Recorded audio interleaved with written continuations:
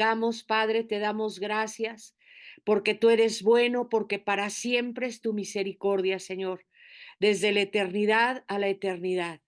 Gracias porque siempre tienes palabra para nosotros. Te damos gracias, Señor, y amén. Ok, bueno, pues vamos a iniciar nuestro tema y es el que estamos viendo de echar raíces para dar fruto. Pusimos el Salmo 1, ¿verdad? Como ejemplo, y desde la semana pasada hemos estado hablando de esto, echar raíces para dar fruto. Ya a última hora del viernes pasado estuvimos hablando, por ejemplo, de Trump, de la vida de Trump, que pues que tiene un desastre en los negocios, pero eso también se ve reflejado en su vida sentimental, en su vida familiar. Hasta ahí nos quedamos, ¿se acuerdan? Ok, entonces echar raíces para dar frutos, Salmo 1 nos dice claramente, aquel que medita en la ley de Jehová de día y de noche, será como árbol plantado junto a ríos de agua, que da su fruto en su tiempo y su hoja no cae y todo lo que hace prosperará. Pero ¿cuál es la condicionante para que sea una persona prosperada? Tiene que ser una persona enraizada.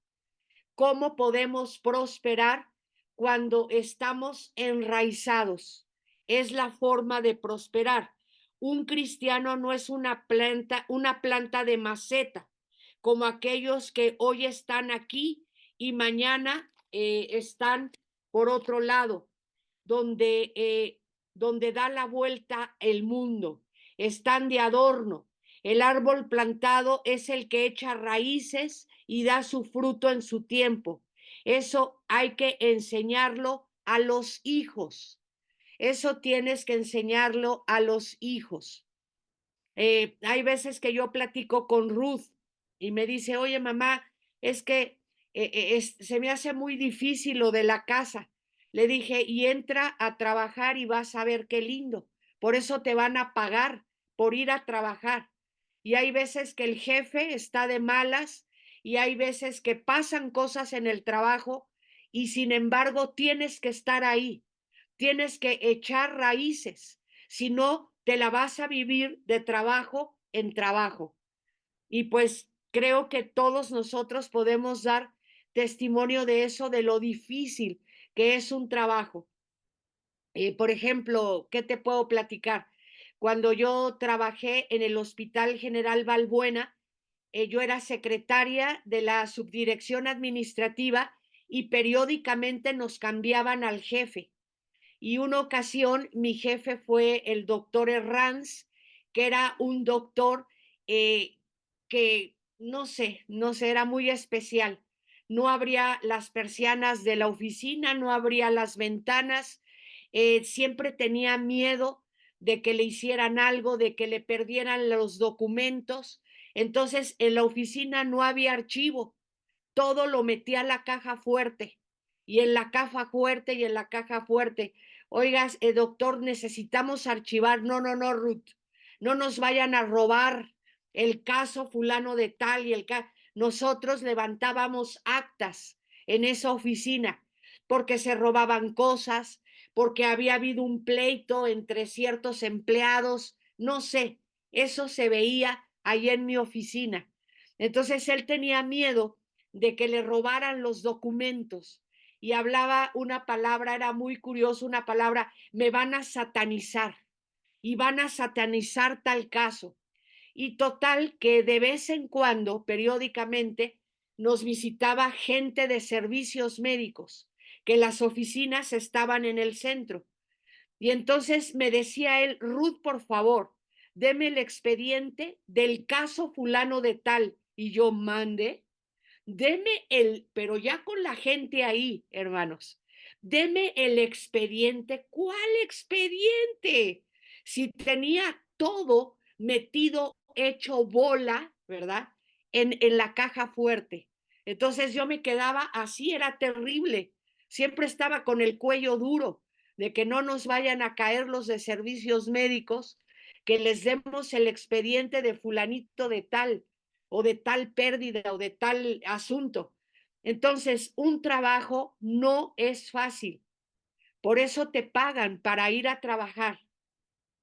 Y tienes que tener un carácter formado.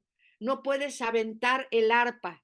En otra ocasión, no sé por qué causa, pero el doctor Herranz ordenó que se pagara en nuestra oficina a los empleados.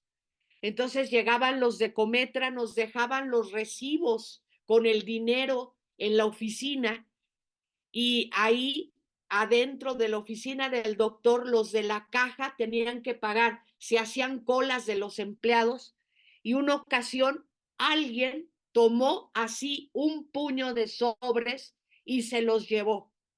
Nos robaron un puño de sobres de los sueldos. O sea, cosas así que yo decía, pero si hay una caja, si hay un lugar que es una caja con vidrio, con nada más, con unas cosas así, por donde nada más sale el sobre y dame tu contrarrecibo, lo que sea. O sea, ay, hermanos, o sea, qué difícil, ¿no? Qué difícil es a veces trabajar, pero eso nos va formando un carácter. Entonces, eso tenemos que enseñarlo a los hijos. Vas a vivírtela de trabajo en trabajo, de empleo en empleo, porque no aguantas nada. Sobre todo esta famosa generación de cristal, hermanos. Esta famosa generación de cristal que tenemos que enseñar a los hijos a ser formados, ¿verdad? Te tienes que aguantar, tienes que salir adelante, tienes que vencer, tienes que tomar ahora sí que la situación por las cuerdas, etcétera. No sé qué frase puedas utilizar tú, la que más te guste. El árbol plantado es el que echa raíces y da su fruto en su tiempo. Eso hay que enseñárselo a los hijos.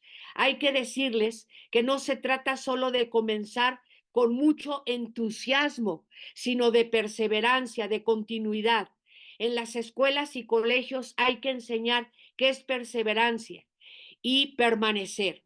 Ya lo dejé plantado, ya lo dejé planteado anteriormente, que no se gradúan los más brillantes, sino los más perseverantes, aquellos que madrugan, que se sacrifican al no asistir a las fiestas y reuniones sociales, a los que se pasan la noche estudiando. Los otros confían en sus capacidades, pero les falta un elemento que se llama determinar para permanecer, para lograr triunfar.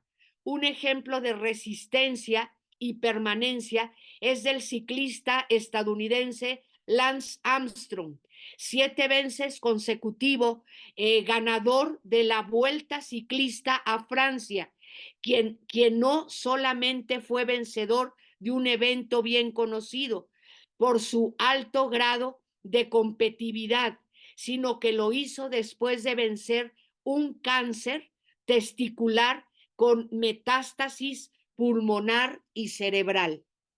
O sea que este ciclista que ganó año tras año, durante 7 veces, él primero tuvo un cáncer testicular con metástasis pulmonar y cerebral.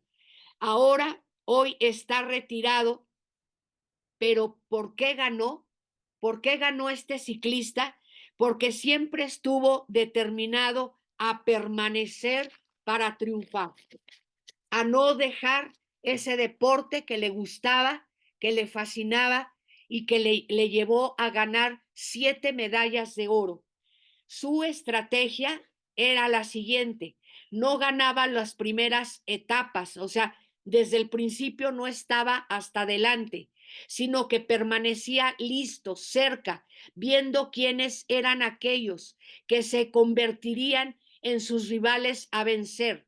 Dentro del pelotón, si alguien iniciaba una fuga y no era de temer, lo dejaba ir, pero él permanecía. O sea, esa era su estrategia, estar atrás mucho tiempo de la carrera y observar a los demás, quiénes iban hasta adelante, quiénes ya se iban, quiénes abortaban la misión y ya cuando casi iba a llegar a la meta, entonces le metía con todo y así ganó 7 medallas. Eso es lo que se necesita aprender, a permanecer, pero cuando se permanece con determinación, se alcanza el triunfo junto con la familia. Jamás vas a obtener el triunfo si la familia no está contigo. O sea, eso no es triunfar. Para que los hijos alcancen el triunfo, los padres deben estar determinados a permanecer y cada uno en su lugar, cada uno en su papel, ¿verdad? La mamá en casa, la mamá, o sea, hace tiempo que ya no enseñamos esto. Eh, Te voy a decir por qué, porque la situación está muy difícil y no podemos poner cargas, hermanos, muchas cargas que a veces no las podemos llevar. Cuando realmente nosotros empezamos a ser bendecidos, familia Ojeda y Zaguirre, cuando yo me salí de trabajar. Y eso fue cuando Ruti tenía 8 años. ¿Cómo me dolió, hermanos? Porque mi trabajo era de 8 a 3. Yo tenía una plaza que no era de secretaria, tenía una plaza en el hospital de camillero y esa plaza tenía una compensación adicional por riesgo de trabajo. O sea, las personas que estaban adentro del hospital, las enfermeras, los de intendencia, los doctores, los camilleros, etcétera, tienen una compensación aparte del sueldo que se llama por riesgo de trabajo. Y a mí me daban esa compensación. Mi plaza era de camillero, no era de secretaria. Entonces, cuando mi esposo me dijo, mira, Ruth, esto de quién nos cuide a Ruti ha sido tan complicado que lo más sabio es que tú dejes de trabajar. Y yo dije, no, no puede ser. No me hagas esto, no me hagas esto. Me gusta mucho mi trabajo. No sé, no sé, el horario era muy cómodo. Llegaba a las 4 de la tarde, pues ya hacer todo lo que no hacía en la mañana, pero bueno, pero tuve que obedecer, hermanos, porque el último incidente que tuvimos fue una aventura muy alucinada. Luego se las cuento con más tiempo. Entonces, a partir de ahí, yo todos los domingos le decía a Ricardo, Ricardo, mañana va a haber para el gasto, mañana van a haber quintitititos, así decía, para el gasto de la semana que viene, sí, Ruth, no te preocupes. O sea, al principio yo me preocupaba mucho por haber dejado mi trabajo. Pero ¿sabes qué? Es cuando nosotros vimos cómo Dios empezó a abrir puertas. Ricardo ya empezó a tener más contabilidades de las que llevaba en ese momento y pues el Señor nos empezó a bendecir hasta el día de hoy. Entonces, muchas veces pues es dar ese paso de fe, es tener toda la confianza en Dios, no lo sé, hermanos. Ustedes tienen que orarlo porque no todos somos iguales, sino que cada quien tiene que analizarlo con el Señor, con su cónyuge, y pues el Señor lo que quiere es que la mamá esté en casa, ¿verdad? Con los hijos, haciendo sus actividades del hogar, cuidando a los niños, dándoles capsulitas de las cosas de Dios, mientras el esposo pues está, como decimos aquí en México, rifándose el físico allá afuera en el tráfico con los clientes, con los proveedores, en su trabajo, no sé cuál sea, si tienes un negocio, si trabajas en una oficina, no lo sé. Pero Ricardo muchas veces lo ha dicho mi esposo que cuando yo ya estuve con Ruti en la casa, ya él se despreocupó de eso totalmente y entonces él ya pudo concentrarse más en lo que tenía que hacer. No podemos estar en dos lugares al mismo tiempo. En fin, vamos a continuar. Entonces dice aquí que para que los hijos alcancen el triunfo, los padres deben estar determinados a permanecer en el lugar en el que el Señor los ha puesto. ¿Ok? Muy bien. Si tu cónyuge, tu novio o tu novia no son tus mejores amigos, lo más probable es que tú estés con otros amigos. No significa que no tengas mejores amigos o que los excluyas, pero tu mejor amigo o amiga es, y el que debe ser, o tu confidente es tu cónyuge, ¿ok? O sea, porque también hemos visto esas cosas, ¿no? Eres casado, eres casada, pero tienes amigos y te vas a tomar con los amigos y te vas a tomar con las amigas. Por aquí tenemos en la calle así una vecina que llegan las amigas en la mañana, se sube al carro con ella, se van a tomar y dices, qué desorden, qué desastre, sinceramente. O sea, mejor esos amigos no los tengas. Mejor cuando lleguen tus hijos a la casa, que ya estén las camas hechas, que ya huela sopita, que ya huela el guisadito, ya estás bañada, ya estás arreglada con tu babero, hola hijo, hola hija, o vas por ellos a la escuela. O sea, ese es el trabajo de la mamá, no andar haciendo tonterías. Como dice el Señor, no uses la libertad como libertinaje y tenemos que tener mucho cuidado con estas cosas. ¿Ok? Génesis 2:18 dice, no es bueno que el hombre esté solo, le haré y yo ayuda idónea. Dios quiere que cada uno de nosotros esté bien acompañado, que no estemos en soledad. Por eso es que Dios nos creó, ¿verdad? O le creó a Adán una mujer, que era Eva, ¿ok? Para que estuviera acompañado. El otro día decía Ricardo, ¿cuándo es el momento de que podemos ser tentados? Cuando estamos solos, cansados y con hambre. Y para esto, Marcos Witt te puede platicar que muchas veces cuando termina un concierto, cuando llega al cuarto del hotel todo cansado ya, ¿verdad? Que estuvo desde los ensayos de haber las luces, de haber esto, de haber el otro, y después el concierto, y ya llega destrozado al cuarto del hotel donde dio ese concierto, en qué ciudad, en qué país lo dio. Dice que en la noche muchas veces tiene que hablarle a algún amigo, a Montero o a quien tú me digas, a Marco Barrientos, a alguno de sus amigos, oye, ¿te puedes poner a orar conmigo? Me siento muy mal, estoy cansado, estoy solo, como que quiero salir, pero es muy peligroso que yo salga solo. Y entonces le habla a sus amigos. También le habla a su esposa, se pone a platicar con ella, cómo están los niños, cómo han estado, qué me cuentas, o sea, buscar incluso el apoyo por medio del teléfono, pero no estar solo, ni cansado, ni con hambre, porque en ese momento viene la tentación. Entonces tenemos que tener cuidado con estas cosas. Salomón tuvo cientos de mujeres, cientos de esposas, cientos de concubinas. Si alguien puede hablar de este tipo de relaciones, es Salomón.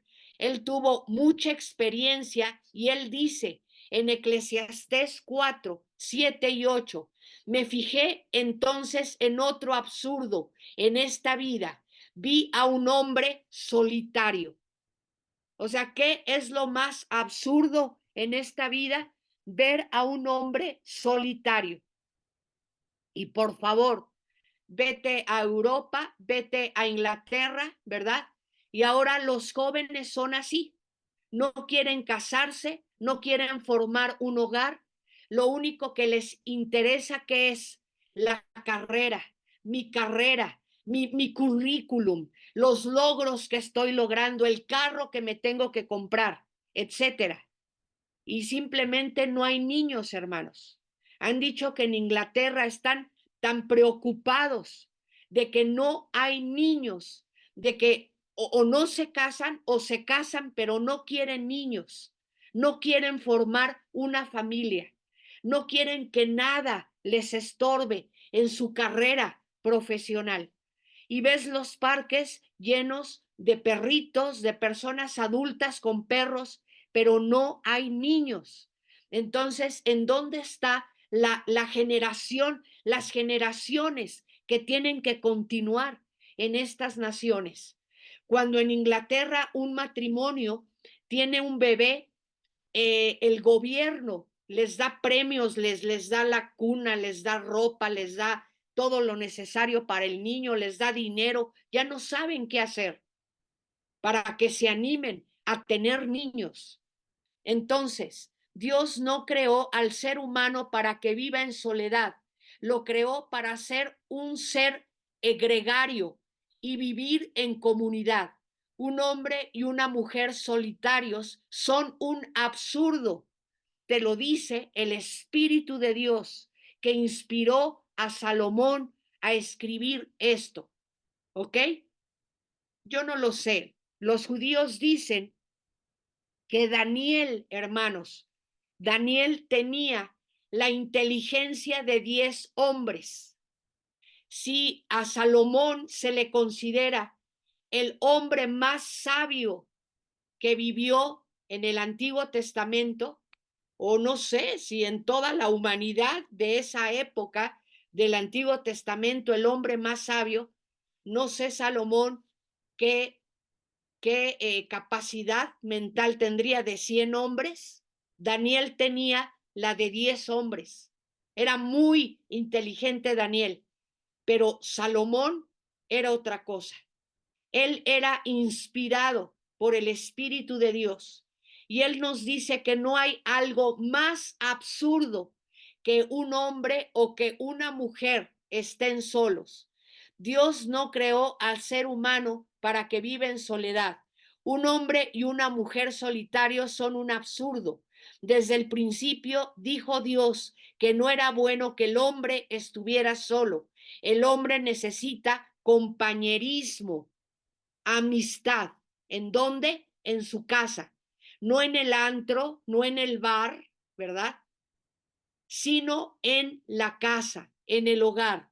Eclesiastés 4:8 dice, vi a un hombre solitario, sin hijos ni hermanos, y que nunca dejaba de afanarse. Ajá, ¿verdad? Ahí tenemos a los europeos, a los ingleses. Esto es lo peor, estar solo y además vivir afanado. Se levanta temprano a trabajar, no almuerza por estar trabajando, se acuesta tarde por estar trabajando. ¿Y para quién está trabajando? ¿A quién le va a dejar eso que está acumulando como loco? Y es muy parecido a lo que dice el Señor Jesús, ¿verdad? De aquel que dijo, duerme y descánsate alma, ¿verdad? Voy a hacer los graneros más grandes. Y el Señor dice, necio, hoy vienen a pedir tu alma. ¿Para qué acumulaste tanto ahí? ¿Verdad? Ok. Eclesiastés 4:8 dice, eso ya lo vimos. Muy bien. Afanado y turbado por muchas cosas, dice el Señor. Jamás le parecían demasiadas sus riquezas. O sea, quería hacer esos graneros más grandes y más grandes y más grandes, ¿verdad? Ok, esto ocurre en este mundo contemporáneo. Se adquiere un bien, después se quiere otro mejor, otro más grande, otro más nuevo, siempre se quiere más, como decía el grupo musical de antaño, todos queremos más. ¿Te acuerdas de esa canción? Y todos queremos más y todos queremos más. Ok, el que tiene 10 quiere tener 20 y el que tiene 20, hermanos, quiere tener 40 y el que tiene 40 quiere tener 100.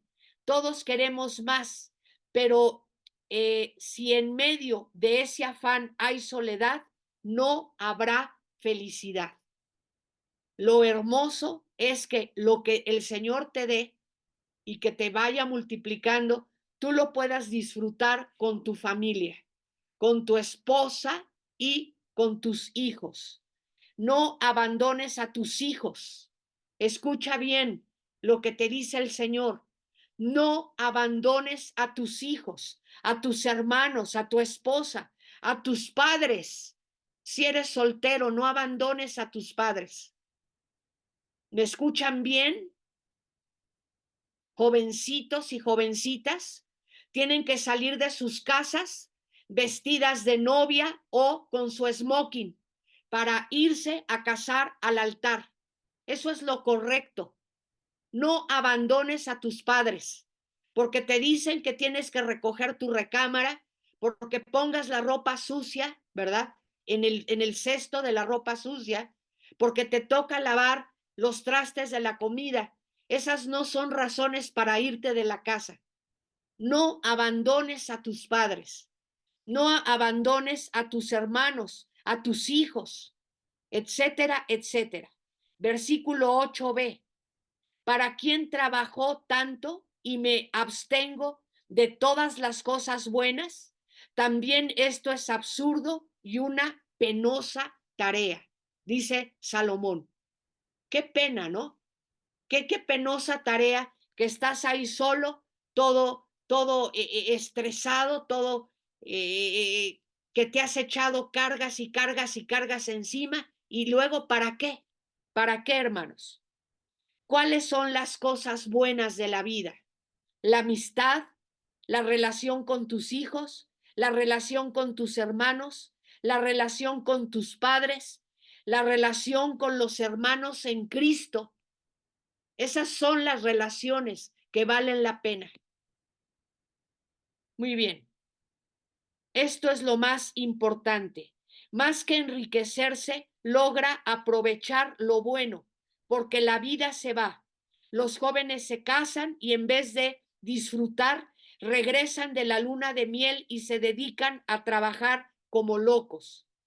Ella por un lado, él por otro lado, y al final se olvidan que hay que echar raíces para dar fruto, ¿verdad? ¿Qué es lo que pasa? Cuando yo estoy en mis metas, él está en sus metas. Terminamos por ser unos desconocidos. La convivencia de todos los días, ¿verdad? Es lo que hace que nosotros estemos cercanos, que la flama que hay en nuestro corazón por lo cual nos casamos siga ardiendo. Si tú estás por allá y él está más lejos, entonces esa relación se empieza a enfriar. Ya hay cosas en la casa, ¿verdad? Ya hay una tele, ya hay un estéreo, ya hay una cantina. Tuvimos unos amigos que qué barbaridad. ¿Cómo les preocupaba que hubiera una cantina en la casa? Digo, Dios me ayude. La cantina esa es la prioridad ahí, tener los vasos, las copas ahí colgadas y todo lleno de vinos. Ten piedad. ¿Ok? Entonces, hay veces que ya sí nos casamos, ¿verdad? Pero esa relación se va enfriando y tenemos que evitar eso. La relación de noviazgo se ha construido en una buena relación. No hay que descuidarla una vez casados. El hecho de que te casaste no te garantiza nada. El hecho de que tengas ya el anillo, ¿verdad? De que soy una mujer casada, soy un hombre casado, ahí tenemos las fotos en la sala de que estamos casados, eso no va a garantizar que todo salga bien. Ustedes tienen que seguir siendo amigos, salgan a caminar, salgan a tomar un helado, salgan a ver las estrellas, no enfríen la relación. Eso es lo que nos están diciendo. Eclesiastés 4:9, la parte que le fascina a mi esposo. Más vale dos que uno. hoy se ha cambiado: mejor solo que mal acompañado. Fíjense bien, Eclesiastés 4:9 nos dice, más vale dos que uno, pero ahora oímos mucho esta frasecita, ¿verdad? Más vale solo que mal acompañado. Ay, mira qué miedo. Pero la sabiduría divina te dice, más vale dos que uno. Y el Señor, por medio de Salomón, nos da las razones, porque obtenemos más fruto, mayor fruto de nuestro esfuerzo, ¿verdad? Mamá en casa, papá en el trabajo, o si tienes que trabajar, hermana, pues sé que tienes que darle más duro en la tarde, tomar nuevas fuerzas y bueno, eso ya yo te lo puedo platicar, pero te voy a platicar, el Señor va a bendecir. ¿Qué les puedo aconsejar a las hermanas? Ser sabias, ¿verdad? O sea, que no se te eche a perder la fruta, no dejes remojando la ropa hasta que ya está babosa la ropa, hasta que ya se despintó la ropa. O sea, cada uno lo que tiene que hacer cuidando la ropa, cuidando la comida, no tirar la comida, cuidar la electricidad, etcétera, etcétera. O sea, cada uno en lo que tenemos que hacer. Va a ser mejor dos que uno. Dice, vivir solo representa un esfuerzo único. Por ejemplo, los gastos, el dinero. Tienes que pagar tu apartamento solo o sola, la electricidad, el agua, ¿verdad? O sea, todo lo que estamos pagando en la casa. Después, cuando tú te quieres ir a vivir solo o sola, tienes que pensar en cómo voy a pagar la renta, cómo voy a pagar la luz, el agua, el señor de la basura, ¿verdad? Aquí diariamente le damos 10 pesos al chico que nos viene a recoger la basura. O sea, tú empiezas a hacer tu presupuesto. Nada es gratis. Tienes que pagar por todo. Versículo 10. Si cae el uno, lo levantará el compañero o el otro, ¿verdad? Si caen, el uno levantará al otro. Hubo un hombre de 80 años. Le habló al pastor Jorge H. López para platicarle su testimonio, cómo tuvo un accidente y luego tuvo una sanidad divina por parte del Señor Jesucristo. Cuenta que estaba solo en su casa, se subió a la caminadora. ¿Quiénes tienen caminadora? Tengan cuidado, ¿eh? Tengan cuidado con la caminadora, sobre todo si vives solo o sola, porque te llegas a dar un trancazo que para qué te cuento. Entonces, este ancianito de 80 años se subía a la caminadora y se cayó. Él precisamente estaba viendo una predicación del hermano Jorge H. López por la televisión, ¿verdad? Y mientras hacía su ejercicio y se fue y se dio un golpazo en la espalda y se rompió la columna vertebral y estaba solo. Ya no estaba su esposa, y era un hombre viudo, no tenía hijos, no tenía nietos. Qué peligroso es cuando un abuelito vive solo. Mi abuelita Ana, la que era cristiana, la que oró por nosotros muchos años para que fuéramos cristianos, cuando mi tía Julita pues se casó y se fue y se llevó a mi prima Marta y mi papá se casó con mi madrastra y ya me fui a vivir con ellos, mi abuelita se quedó sola en su departamento. Y entonces mi papá y mi tía le decían, mamá, no es bueno. Eclesiastés 4:8. No es bueno que esté sola, no es bueno, es peligroso que esté sola. No, no, no, no, no, no. Yo quiero estar aquí, yo no quiero ser una molestia en casa ajena, yo no quiero tener problemas ni con la nuera ni con el yerno. Bueno, daba una de explicaciones que para qué les cuento. Ella era, pues iba a la iglesia El Mesías, hasta Valderas, esa era su iglesia, o sea, era muy independiente, hacía muñecos de peluches, hacía arreglos de flores de cera que se usaban en aquel entonces y los vendía, hasta económicamente era independiente. Y pues hermanos, pasó lo que tenía que pasar. Y ya ella le había platicado a mi papá que le dolía una rodilla. ¿Qué crees, Ángel? Me anda doliendo una rodilla, hijo. Ay, me duele una rodilla y comentó lo de una rodilla. Entonces, un domingo me dijo mi papá, Ruth, quiero que hoy vayamos a ver a tu abuelita porque le duele una rodilla. Vamos a ver cómo está. Sí, papá. Entonces ese domingo fuimos como eso de las 12, 1 de la tarde, y estuvimos tocando el timbre, tin y tin y tin, y no abrió. Y entonces dijo mi papá, qué raro, aunque le duele la rodilla, se fue a su iglesia.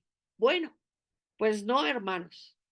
A las 6, 7 de la tarde nos hablaron, ella le rentaba una de las recámaras a un matrimonio recién casado, tenía huéspedes. Y esos chicos se habían ido ese día de campo y cuando regresaron en la tarde, como a las 6, 7 de la tarde, se les hizo raro que estaba todo oscuro, todo apagado. Y cuando prendieron las luces, mi abuelita estaba muerta en el comedor. Ahí había caído, ¿verdad? Se había desvanecido, no se veía en ella que hubiera desesperación, que se estuviera estando ahogando o que no pudiera respirar, simplemente se cayó y se fue con el Señor. Pero ya cuando ellos la encontraron, ya estaba rígida. Eso quiere decir que cuando nosotros le fuimos a tocar a las 12, 1 de la tarde, ella ya había fallecido. Por eso no nos abrió. Parece ser que un coágulo de la rodilla se le subió a la cabeza y tuvo una embolia o algo así.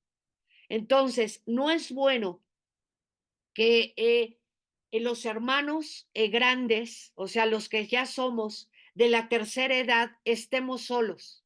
No es bueno, hermanos.